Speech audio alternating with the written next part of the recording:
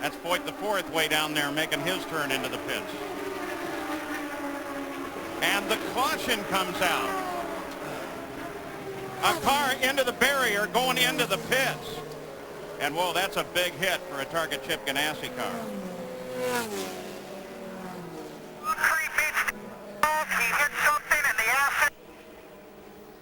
But actually, it's good news, Paul. You see the driver actually remove the steering wheel himself and put it up on top, and that is the key thing.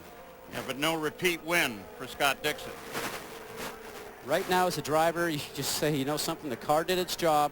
That attenuator that they hit going into the pits is always something a driver has always had his eye on, not only here, but even Indy, Jill. You know, you come out of the turn so quickly going down there, and you just notice that attenuator there all the time, and very seldom somebody ever hits it, but when you do, you know it's a big one.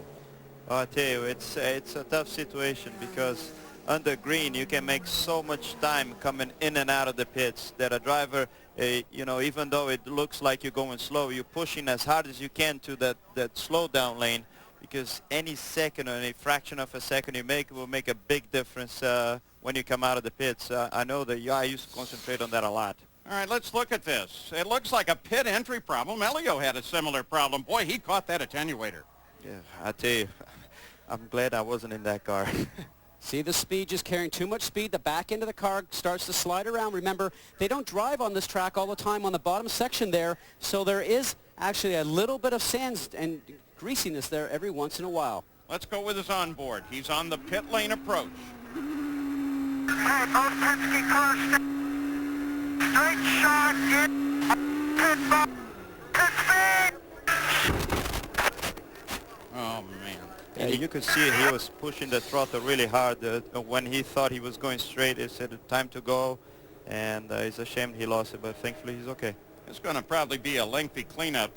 One, because the car really took a hit, but the attenuator itself, which are just, I'll call them plastic barrels with sand in them, and when you hit them, they break, which is what they're supposed to do. But in doing so, it sprayed a lot of sand on the track.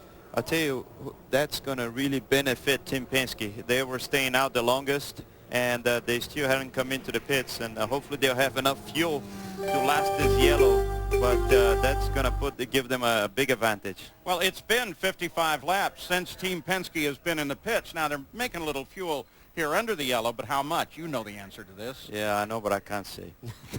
Well, what, throw him out of here. You know, we actually should be able to get this information on, but actually a lot of the teams up and down pit lane listen to our telecast, so that's probably a smart move.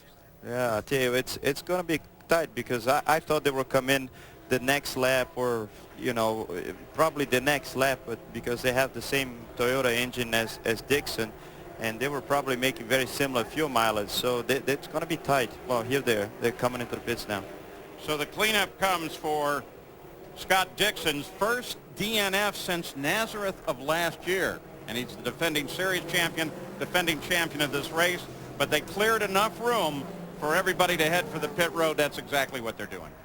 Penske cars leading this pack in.